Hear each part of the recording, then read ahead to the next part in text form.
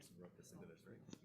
No, in my case, it was. Okay, so while we're getting set up here, we have a panel of 4 educators. 2 of them are in person, and then 2 are connecting digitally. So we'll just take a moment to introduce some of our panelists.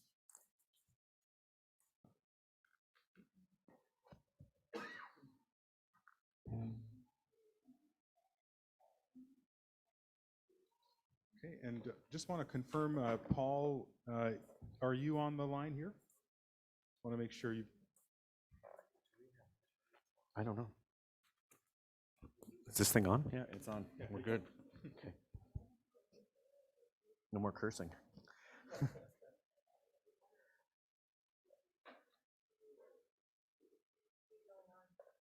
Okay.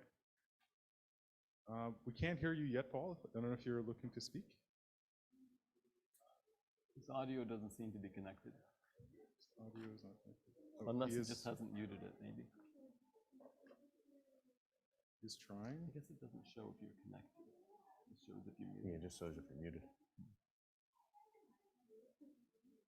Are you teaching right now, or are you working at the board?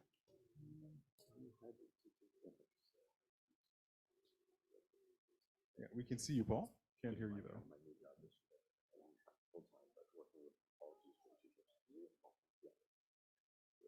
Should I just go ahead, Paul? Yeah. Yeah. Okay. All right.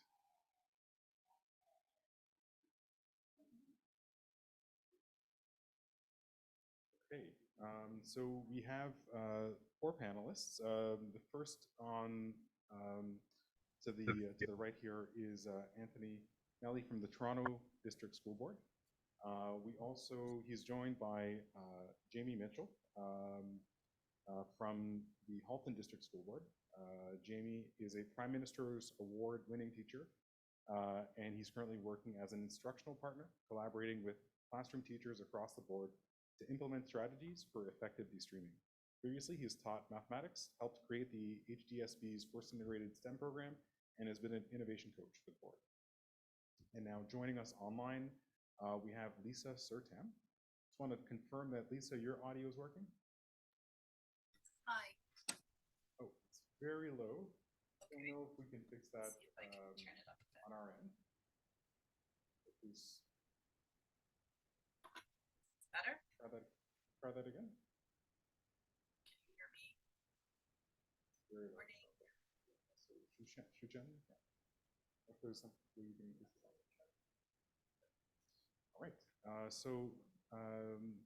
Liisa is currently a mathematics instructional coach in the District School Board of Niagara, as well as an instructor for intermediate senior mathematics teacher candidates at Brock University. Liisa is just recently returning to DSBN after a secondment at the Ministry of Education, where she was a part of the team that developed the curriculum and supports for the MTH1W course. Previously, Liisa was the secondary mathematics consultant for DSBN, as well as a mathematics teacher in grade 9 to 12 classrooms. And finally, we have Heather, who's on the line. Heather, is your audio also working? We're cranking up the volume a bit here.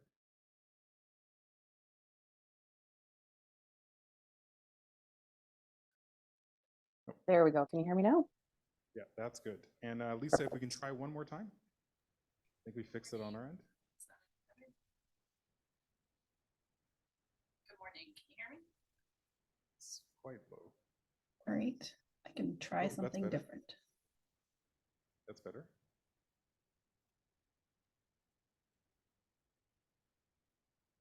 Okay. Well, we'll give this a shot.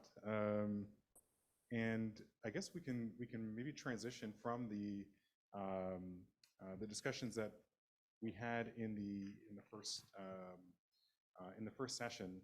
Really, the theme here is views from the field. So, I guess just to start with, we'll start with you, Anthony, if that's okay. Sure. All right.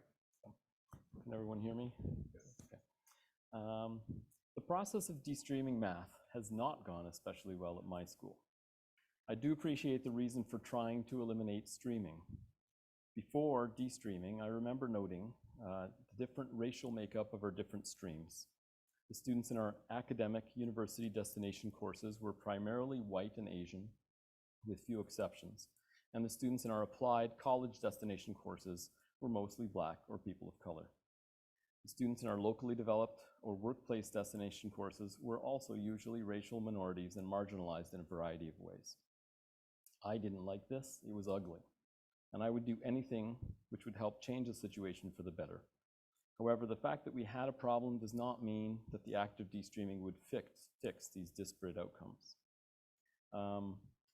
We often use the term moral imperative, and while I would agree that there's a moral imperative to do something better, it doesn't necessarily mean that de-streaming will make things better. There are few people who can say they've done more than me to prepare teachers for the challenges of de-streaming. I led webinars, workshops, and exploration classrooms for teachers in my school, my board, and across the province on topics like differentiating instruction, differentiating assessment, using technology like CAS to make computer algebra systems to make abstract concepts more accessible, and using practices to make math class more engaging and inclusive for all students. I'm sorry to report that in my experience, de-streaming has not helped as much as I would have liked. I would argue that it seems to have made the situation worse. It's hard to know without having access to province-wide or board-wide data, but anecdotally, in my own classes and in classes at my school, it is worse. Teachers I work with across my board are reporting frustrating trends, like many students failing hopelessly now in grade 10 or 11 or even grade 12 university destination courses. There's a recent phenomenon of students walking the halls all day rather than going to classes because there's nothing for them there. I can't say I blame them. A student who has trouble reading isn't going to get much out of a traditional class, which is reading Shakespeare.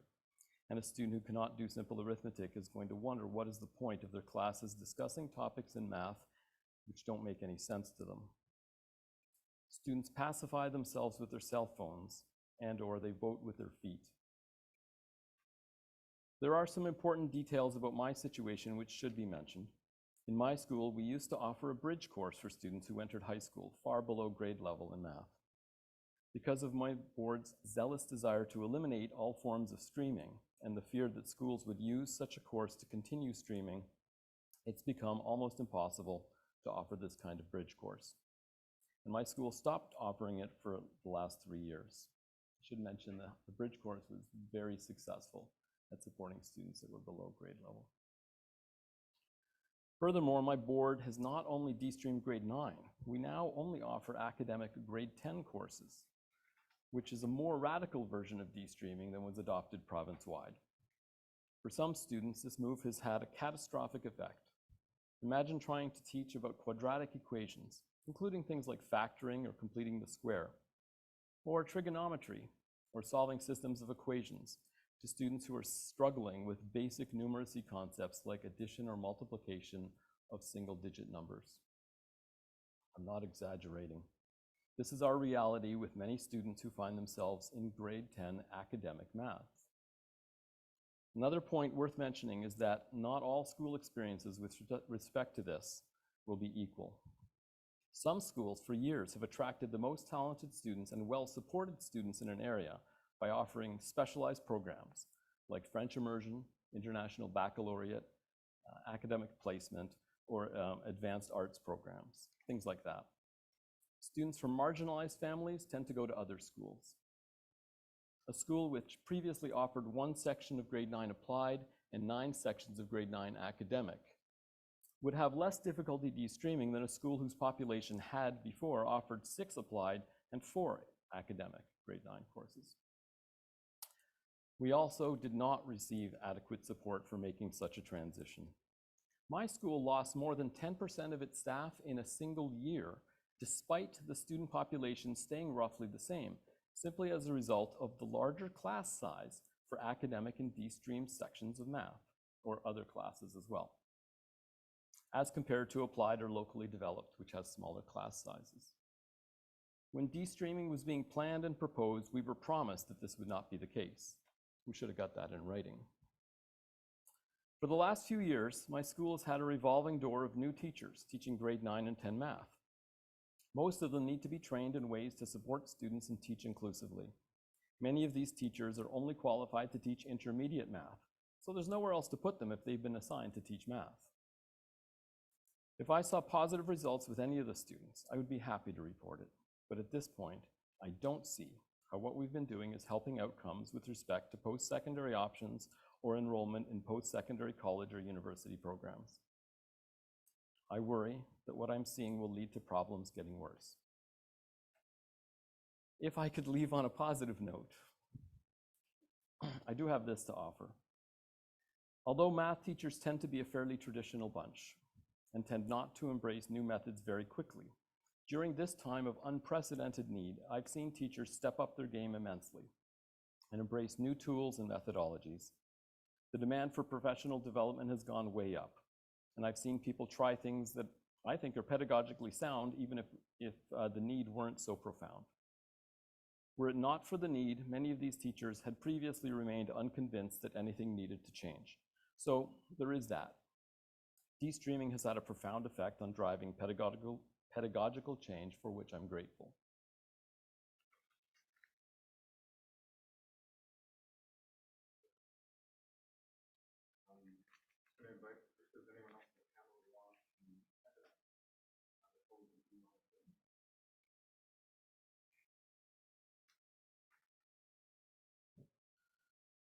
Okay, I don't have prepared remarks like Anthony, so I'm gonna, I apologize if I ramble a little bit. My experience with destreaming, it did start when the new curriculum came out, although before that I had been part of a school that was destreaming their grade 9 math classes. I was excited about the new curriculum. I remember reading it and feeling really good about it. I'm a software engineer in a previous life, and I was excited about adding coding to the curriculum. I was teaching in an integrated STEM program, and so I was excited about the possibility of doing that technological integration into the program. But I was fortunate also to be on a team of teachers that were all in with the thinking classroom pedagogy, and I really appreciated hearing from the research previously that some of the methods of thinking classroom are being seen in some of the research. That was exciting to me.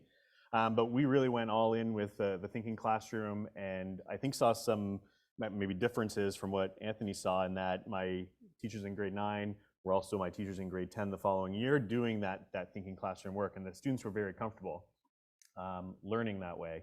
And then where I also see the similarities with Anthony is when they get to grade 11 and they're with a more traditional teacher, there's a big cognitive dissonance between how they were learning math and then how they were being asked to learn math. And that did cause a lot of stress, and in my school community, a lot of parent concerns and teacher concerns. And as much as we want to try to push teachers forward with some of that innovative pedagogy, if the teacher's not willing to try, if the teacher doesn't see the benefit of trying, that becomes very difficult. This year, I'm fortunate to be part of a board initiative in Halton, where we've got 18 teachers who have been released from their schools to work across our board, co-planning, co-teaching, and partnering with teachers in different high schools, not just in math, but across all subject areas that are destreaming. So we're like a cross-curricular bunch, and we're spending 3 weeks in high schools working with these teaching teams to try and coach them in ways to try new pedagogy for destreamed classes. We've grounded our work in anti-colonial, anti-racist, anti-oppressive pedagogies. And I think what is interesting is something we've observed. You could try the most innovative pedagogy you want, but if your mindset as a teacher isn't in how to make it anti-colonial, anti-racist, and anti-oppressive, it's not going to work. So that's been the bulk of our work so far, and it's been going well. And I've enjoyed seeing some of the students that I worked with the first 2 years of destreaming, face some challenges when they got to grade 11 and overcome them. All right, thank you, Jamie. Maybe we can move on to Liisa. Okay, I've changed headphones to see if that works any better. Hopefully you can hear me. Excellent. Okay, perfect. I was going to actually just share my screen for a moment to give a bit of context. As as was mentioned, I've got the perspective of having been in classrooms, then working at the ministry on this curriculum revision, and then now returning back to an instructional coaching role and supporting teachers around our board. But I really think it's important that when we're thinking about all of this, that we take into account the context. And I know there's folks that are part of the forum today that may or may not have all of the Ontario classroom context. So, and I think this helps set some of the story as well. So when we think about in 2021, 2022, when this curriculum was first released, the curriculum was released in June, as was mentioned. And at that point, teachers were basically given access to the overall and specific expectations. The curriculum context, there was some supports in the way of some broad scope course plans. OEB provided some supports, but those full teacher supports that are on the curriculum and resources website weren't there at that point in time. And implementation happened in 2021. Now, if we also think about the student context, the students that were part of that first cohort, they had only 1 year of the revised 1 to 8 elementary curriculum. And those students also had been in remote learning for at least 3 months of both their grade 7 and 8 year. Now, if we think back to moving forward into the next year,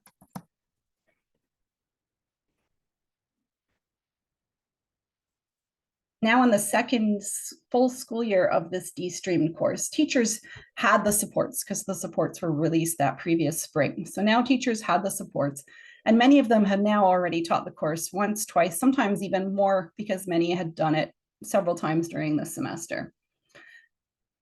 Grade 9 students in that particular cohort now had 2 years of the elementary revised curriculum, grade 7 and 8. And they had some remote learning. It would have been for their grade 6 and their grade 7 year, but their grade 8 year would have felt more like normal per se. So now if we think about this current school year context, many of the teachers that are in our system, and that's what I'm finding in our board, have taught this course multiple times. And there also have grade 9 students in their cohort that have had now 3 years, grades 6, 7, and 8 of this revised elementary curriculum. And their grade 7 and 8 years for these students was a little more normal, stable. And there was a brief moment of remote learning in early January in their grade 7 year. But other than that, they've had a little more consistent schooling experience. So I think all of that is important to remember when we're thinking about how we ask the question, how is destreaming going? So in our board, in District School Board of Niagara, we have a consultant, 2 instructional coaches, and we also have destreaming support teachers in our school. That's what they're called. Different schools have different numbers of them depending on the needs and the size of the school. But our teachers have a wide range of supports to access. My role, I am working with 5 different schools in our board. Our board has 15 schools and high schools in total. And most of my work has been working with teachers of the 1W classrooms, spending time in their classrooms, spending time planning with them. And what I'm finding is that teachers are very interested now. The teachers that I'm working with are interested in, they've always been reflecting, but they're finding with each year, because of that context, with each cohort, students are coming to them with different experiences in elementary. Students are coming to them with more experiences with the elementary curriculum that was revised. And this grade 9 course was built to flow very nicely from that 1 to 8 continuum. So the more that students are seeing that 1 to 8 continuum of learning in the revised elementary curriculum, the different their experiences are, and I think they're differently prepared for the grade 9 1W. So as I'm chatting with teachers, as I'm spending time in their classrooms, a lot of them are talking to me about, with each new cohort, refining their approach. They're recognizing that students are coming with different knowledge and different experiences, and they're reflecting on and refining their approach. With each time that those teachers are teaching the course, they're talking to me about how they're seeing more connections between the expectations. They feel like they have a better big picture of the curriculum. And with each of those times that they're basically revising the course, their strategies for teaching the course as they continue to teach it with each time. So I think it's challenging to talk about how it's going to some degree, because it really is like it's in motion, right? It's in motion in terms of the learners continue to change, and it's also in motion in terms of the teachers continue to reflect and refine their practices as that's happening, which is what, you know, one would want. We want our teachers to constantly be reflecting. I found it really interesting when Doug and Sophia were mentioning about teachers feeling like they needed to be doctors in terms of diagnosing where their learners were at. And that's something I'm definitely having a lot of conversations with teachers as I visit classrooms and I work with teachers. Often they'll say, you know, they have a really good sense of where their learners are at, and they'll ask questions like, I'm noticing this learner, I'm trying to figure out how best to engage them. Maybe you have some insights. And often those are the learners I spend time with and try to get a better sense of what would help them engage more in the course. So that's something that's definitely happening as I work class to class. So I think for me, what I'm seeing is just right now a real time of like reflection, refinement, and going back to the curriculum and the continuum to like really think about how can we continue to build our content knowledge, continue to build our knowledge of our learners. And I think it's exciting times. I think it's time where teachers are really interested in working collaboratively to refine their practice.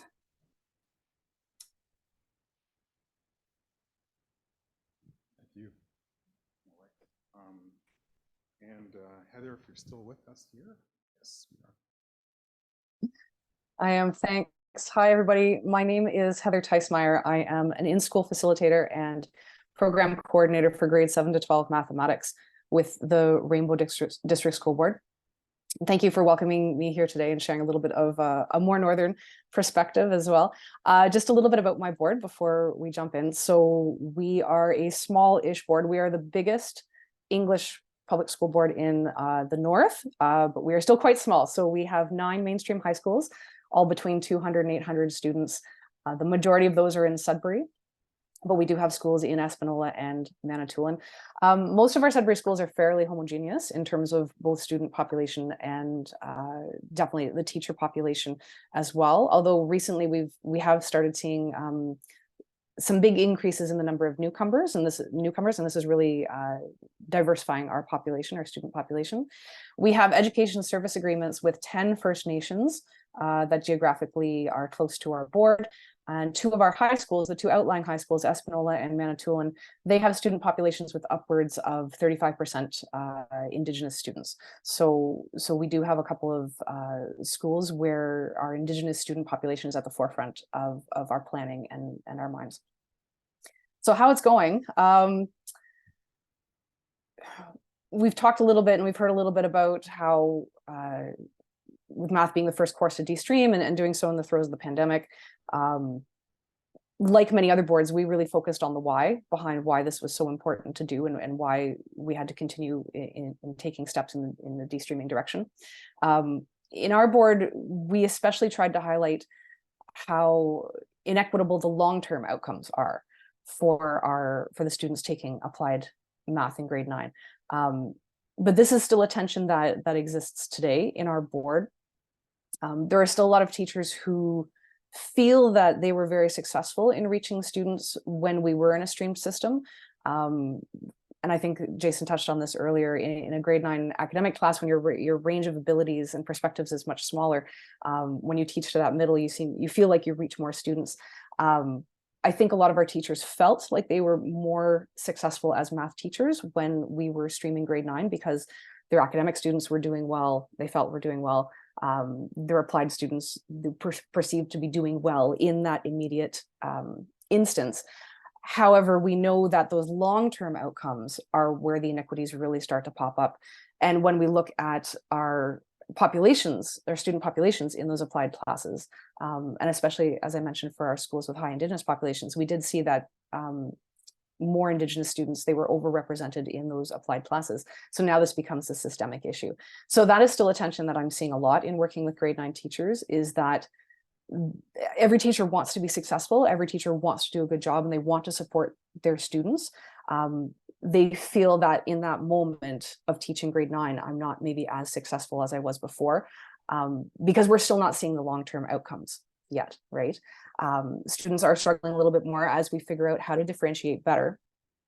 So it's not feeling as successful, but we need a little bit more time, I think, as Liisa suggested too, to kind of reflect on this and see where our students are going. Now, I will say that we are starting to see more students in our board taking the academic stream beginning in grade 10.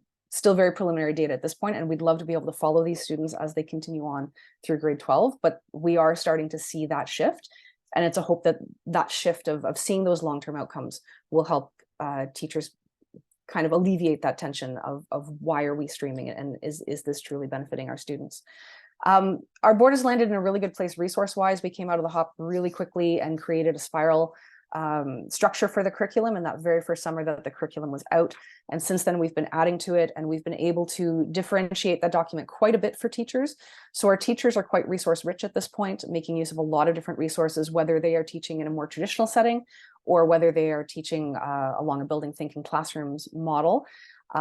We are still struggling a little bit to provide that same level of differentiation for our students. And this, I mean, it's the same as boards across the province in terms of we haven't been able to release, or we haven't been able to gather together to do some of this deep learning. Another added factor is that our furthest out school is over 2 hours away from downtown Sudbury, which is where our board office is. So it is harder as well to pull all teachers together to be able to do some of that deep learning.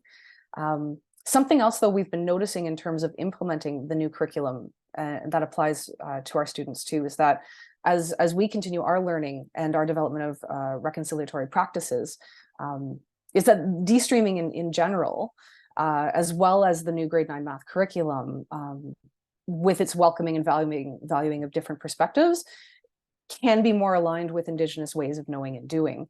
And this is something that I think we can really leverage as a board as we continue to support our Indigenous students moving forward. As we move forward, a couple of things that our board is looking at in terms of continuing to support teachers. We have implemented a bridge math course that Anthony mentioned, I believe, across all schools. And we are working really hard to make sure that this isn't seen as a streaming tool. This is a support tool to help students feel more prepared as they come into grade 9 and experience more success in grade 9.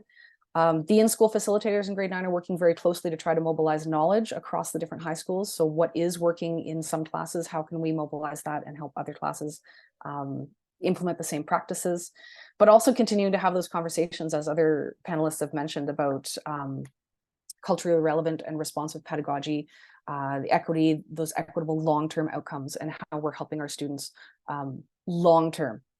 Both short-term as well, of course, that's the goal, but also seeing that this is going to impact our students for the rest of their lives and why that's important. Thank you. Thank you to all of our panelists for that excellent intro. I don't know if there's any responses from any of the 4 panelists before we go to other participants for questions.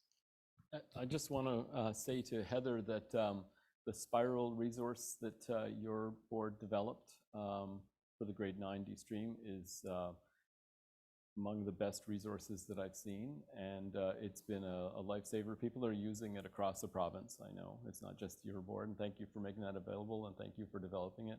It really is an excellent resource. Thank you so much. I'm glad to hear it. It's something that's evolved quite a bit in the 3 years that we've had the curriculum.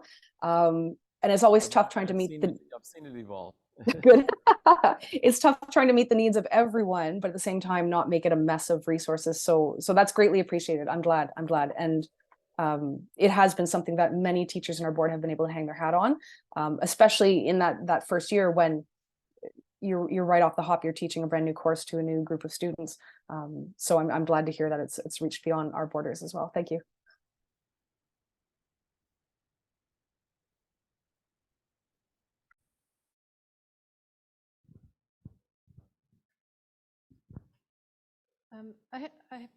So my very really quick question is where can I find the Spiral resource? Like what can I Google to find it? Just so I can share it and check it out. And then if you can just put in the chat, or we can do something so everyone can access it, because it sounds wonderful. The other thing I just wanted to say was, like, Anthony, thank you so much for your honesty, and I know what it takes to speak, and so like I hear you, and thank you. And then, you know, just for right now, it sounds like this bridge thing was amazing. So can you tell me more about that? Sure, I'd be happy to. What we did is we identified, through speaking to teachers at our feeder schools, we identified students who we knew before they got to our school in grade 9 were operating many years behind grade level, and developed a course made up primarily of expectations in the grade 7 and mostly the grade 8 curriculum, things that we knew were critical for students to be able to be successful in grade 9 math. We took our time. We had a mastery approach, so students, when they were assessed, if they got anything less than 80%, they would be made to redo the assessment, but they'd be given interventions and extra coaching, and eventually that success becomes addictive, and they started to learn that they can be good at math. My students would ask me, even when they got past 80%, they would ask me if they could try an assessment again and again, because they were going for 100. I had students, I remember one student in particular who was diagnosed with a learning disability. He was MID. Sorry, not learning disabled, but anyway, he was mild intellectual disorder. But he was so curious and full of desire to learn. He came with a very low skill set, and he worked every day. He came to class, he was participating, he would come at lunch because he wanted to keep working on it. And when he was done with our bridge course, this was just before the province destreamed and before my school destreamed, he took the grade 9 applied math class. After that, he took the grade 9 transition course between grade 9 and grade 10. Then he took grade 10 academic, and in his graduating year, he was near the top of his class in his calculus vectors course. This was a huge success story. It wasn't happening before we were offering the bridge course. We used to have kids who would take grade 9 applied math, fail it, and then take it a second and third time and do worse.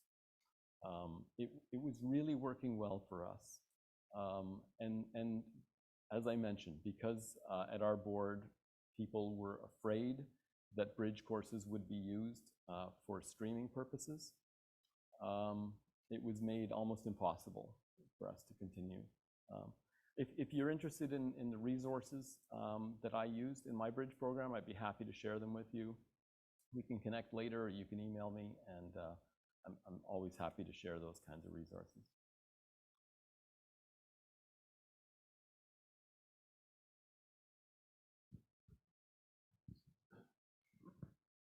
Brian Markle from Humber College. Question for Anthony.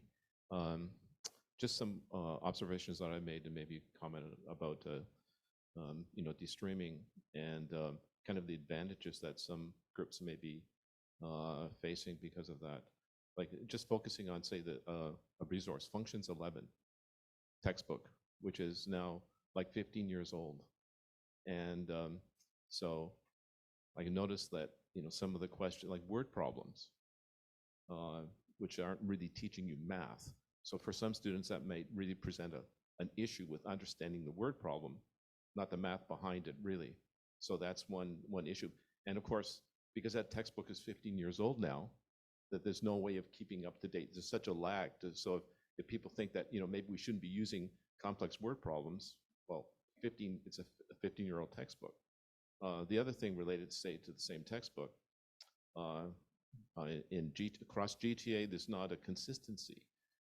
Like, say, for example, Oakwood Collegiate, they don't give the students the textbook, where some high schools in, say, Mississauga, the student gets the textbook. So that means some students that are poor can't afford, their parents can't afford to get them the textbook, whereas they may just be given handouts not from the textbook itself, just from some worksheets. So if they miss a class, they don't have any resource to learn the material. So, so what are your comments about that, about, this lag and with the material being 15 years old and how it can affect, some poor students? I've certainly heard textbooks being disparaged over the years by math instructional leaders and the like. They can be immensely helpful for especially beginning teachers as an anchor resource. As most teachers become more mature in their experience, they will rely on them less and less. And so because they're developing their own internal sense of how to respond to their student needs. As we move away from using textbooks wholesale, I think the publishers have probably found a harder time eking out a business. And so we're not investing in them as boards and as schools. As a result, the ones that we do have available are getting older and older and less responsive to changes in student needs in the curriculum. I personally have been moving away from textbooks in much of my practice. However, I acknowledge that there's a lot that's good about textbooks. I mean, there's a lot of stuff in textbooks that many teachers don't utilize. Some textbooks are really good at setting up investigations, but if the teacher skips straight to the examples and just uses a practice out of it. So I mean, and if you disparage textbooks because of how they're being used rather than what their potential is, it's not really a fair assessment. My comment is not so much against the textbook. It's that there's not a unified strategy that's being used across different high schools. And so, if there was a unified strategy or directive to say, yeah, here are the teaching materials that students should have access to so they can learn if they miss a class, whatever, and also the cultural significance of, let's say, word problems, that there would be directives about that. So my comment is not so much about the textbook, just focusing on the textbook to point out some issues that I see. Right, yeah, sorry, those are good points as well. In my board, there are no directives telling schools which resources to use. I do know that in, I guess, our sister board, the Toronto Catholic District School Board, every school buys the same resources, at least in math. I think it's probably across the board for different subjects as well. That means that there's much more uniformity. They can talk with a sense of unity. That when they do PD or work, they know what resource all of their teachers have access to. So there are some advantages to sort of having a policy and laying it out. On the other hand, a lot of teachers, I'm sure, and certainly in my board, they're used to having some autonomy and wanting to be able to select the resources that they're comfortable with or they know they need or will serve their students better. And with a board as large as mine, trying to get people to agree to all using one set of resources would probably be a difficult thing to do. Jason earlier made an analogy about putting the toothpaste back in the tube. If we've never been forced to use the same resources, I think it would be tough to get to get everybody online with that. This may be a follow-up question to Tina's earlier point, and for Anthony or others in the panel. So the mastery-based approach that was deployed for the bridge course. What are the mechanisms or what are the aspects of that delivery that make it not a fit as something that's embedded within a destreamed classroom? Oh, I wouldn't say that it isn't a fit. It's just I was delivering a locally developed curriculum course. So I had some control over the amount of material and what it was that I was going to deliver. So I was able to handle the pacing and make sure that if time was required for students to spend on a topic until they achieve mastery, I was able to do that.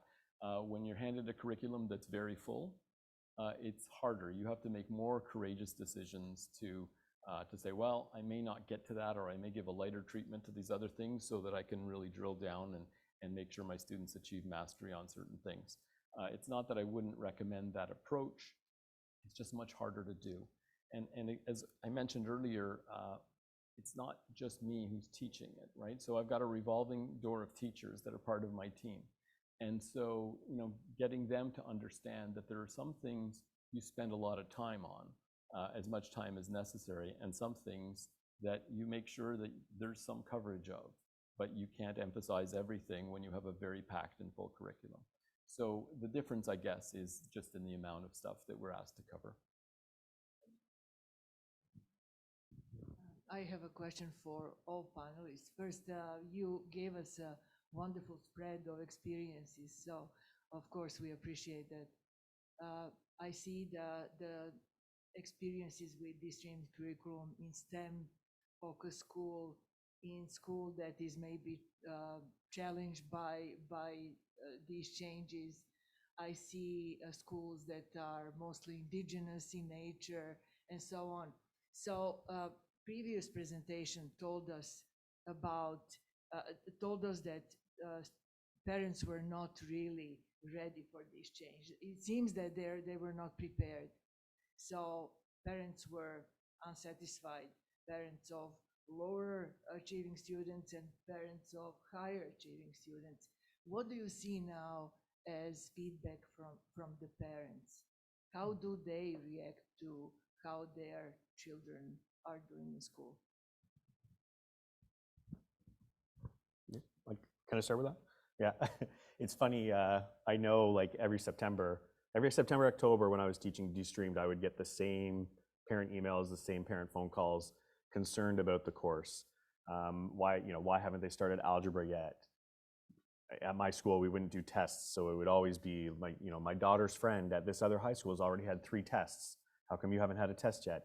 And so it was a lot of, almost selling on my part to say, this is the new curriculum, this is what we're trying to do, and have you ever talked to your daughter or son about what they're doing in class every day? And they would after that, and then I would connect with them a week later, and then they would start to say, like, my kid's actually excited about math.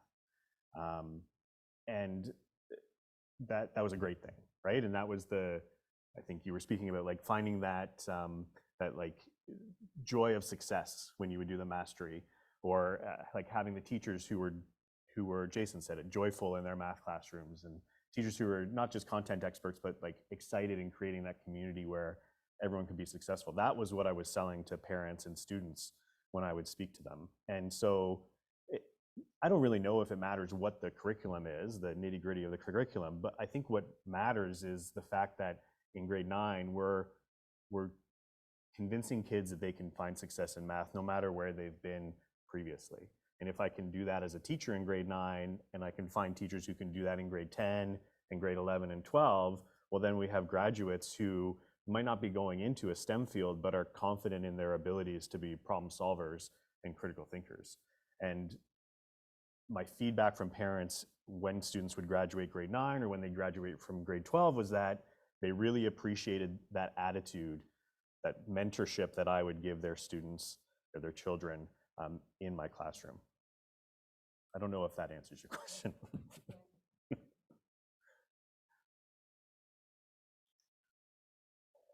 I mean, I can add a few things to what Jamie said. I love when I hear feedback from parents. They often tell me that their son or daughter is, math is their favorite class. They really seem to understand now, and that's a great feeling to get that feedback. It's worth mentioning, though, that the students that I'm worried about are not those students or those parents. And so the students that I'm worried about, I don't usually hear much from their parents. When I do hear from their parents, they say things like, oh, it seemed like they were getting more support in the younger grades. And then when you drill down, you find out that maybe the support they were receiving was actually a modification of their courses, but they thought they were getting lots of support. Students and parents don't necessarily know when they exit grade 8 that the 70-something they received on their report cards was actually based on a modified grade 3 or 4 curriculum of work. And then there's a lot of students who we have on our books who, I alluded to the hall walkers earlier, and those are the students whose parents we don't hear from at all. And I care about those students too. And so, what am I hearing from those? Those parents are not calling us and yelling and saying, hey, what are you doing for my kid? It's just a vacuum. So I think that that's important too, is to remember the ones we're not hearing from. I don't mean to interrupt if Liisa and Heather have anything they want to add, but I see students like that as well. And there's so many other factors outside of their academic ability that influences how they perceive school. I mean, I'm thinking about one particular student I had who missed a lot of school because she was working for her parents' business, because if she didn't help at her parents' business, they wouldn't make ends meet, right? Yeah. I don't know how school helps overcome that particular need, and I know that student's not alone in what she was experiencing. I think we see a lot of high school students with mental health issues that teachers aren't necessarily able to help overcome, other than being the caring adult and the safe space. And sometimes that doesn't translate into academic achievement. Sometimes this just translates into maybe attendance, good attendance, as opposed to that negative attendance. But there are a slew of issues that math teachers aren't always equipped to support.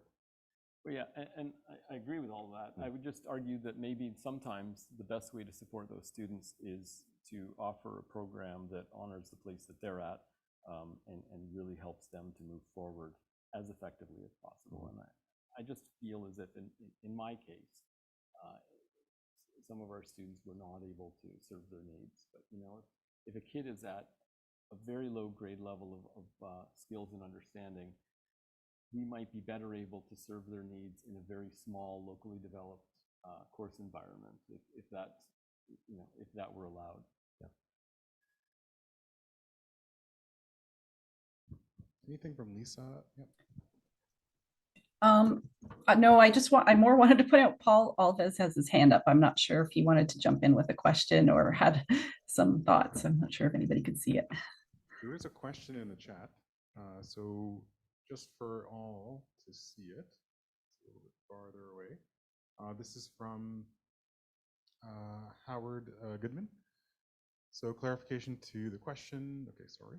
The dilemma seems that no matter how well implemented and how many students' outcomes will be improved, some, a great many, students' outcomes will be worse. Can the panelists comment on this trade-off? And the clarification, the negative outcomes will include both high-performing students who are being slowed down and low-performing students who are more discouraged by de-streamed math than they would be with streaming.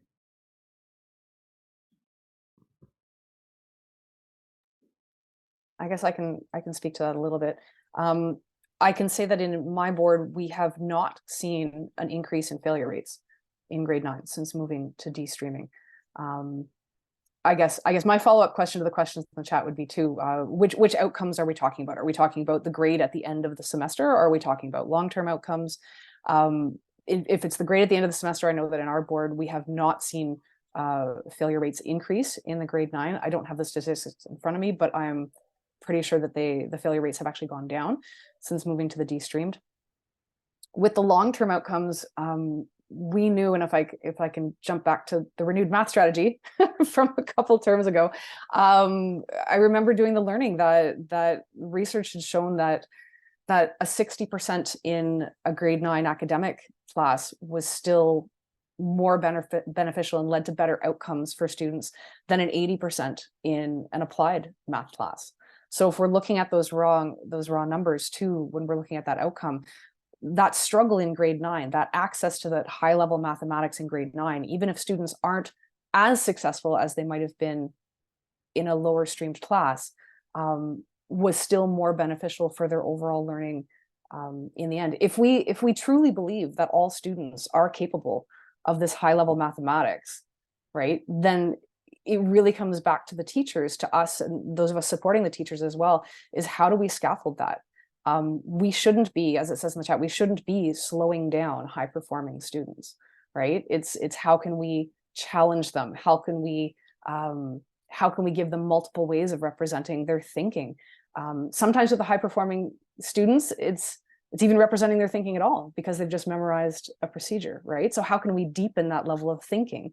And for students who struggle, it's if we believe that they can do it, and they can, doesn't matter who the students are, they can mathematically think through these concepts.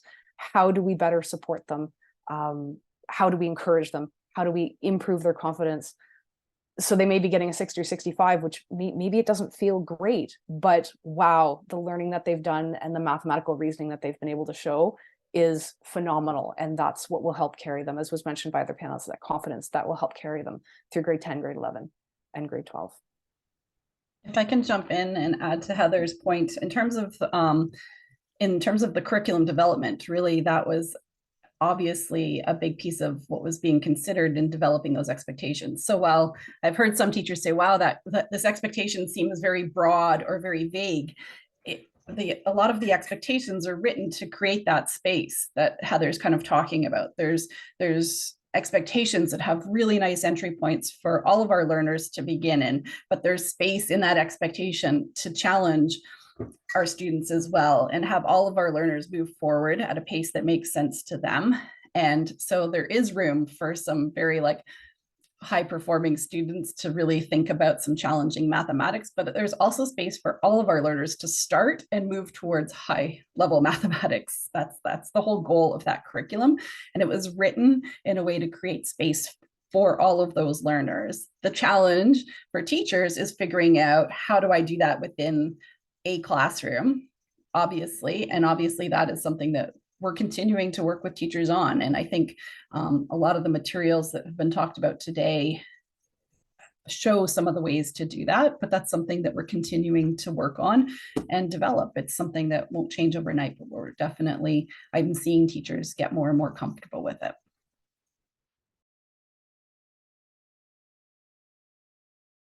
I noticed Jason has his hand up.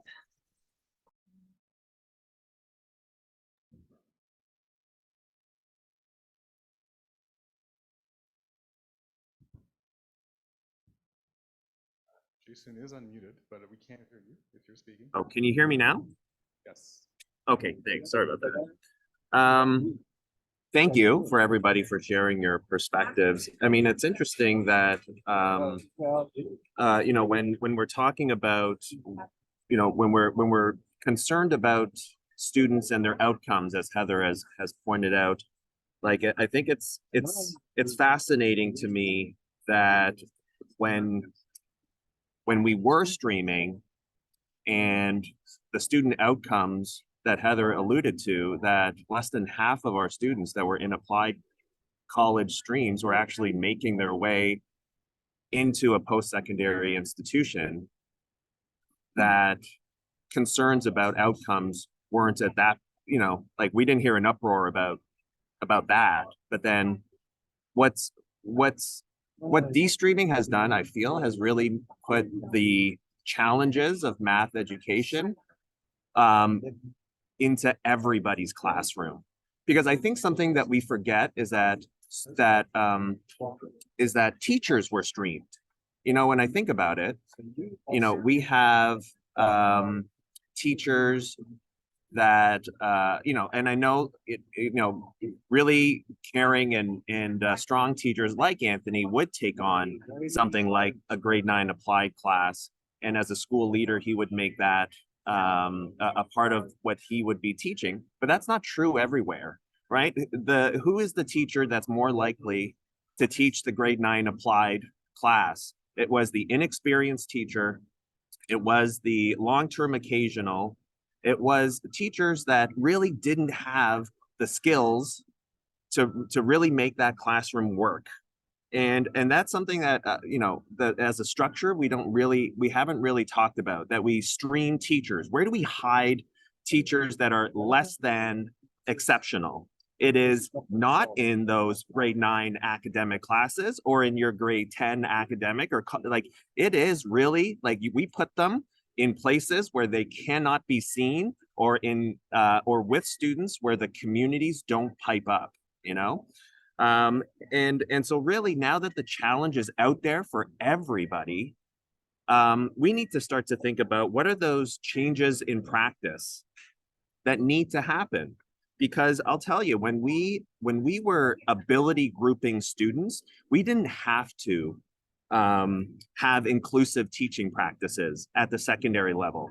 We didn't have to have them.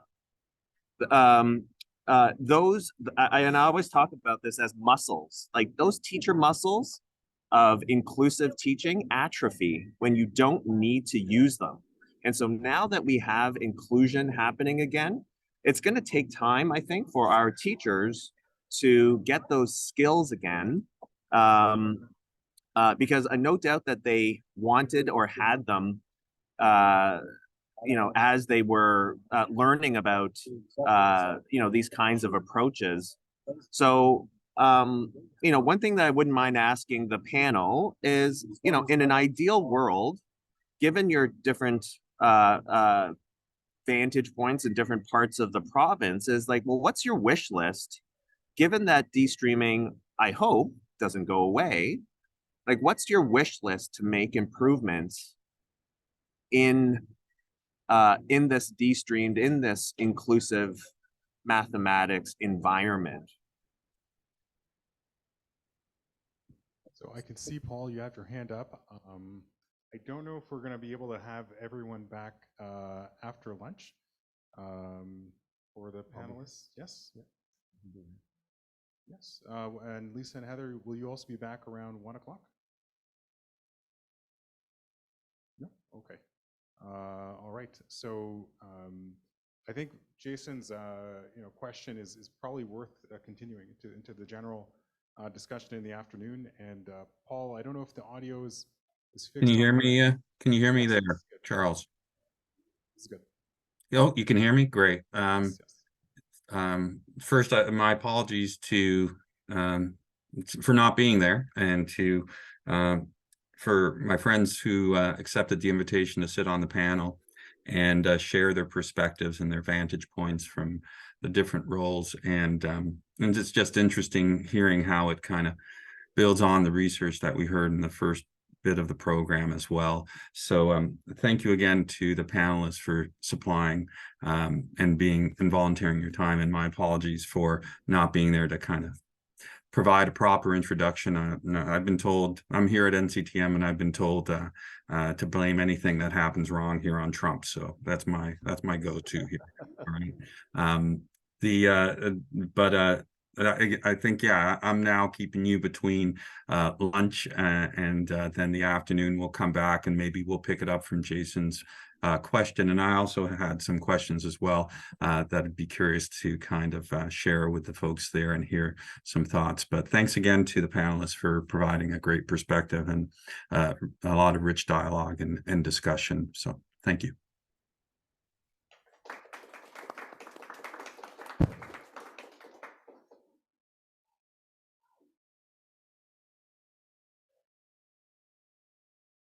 All right, so we'll be back at 1 o'clock. Again, thanks for the panelists and for the speakers for this morning.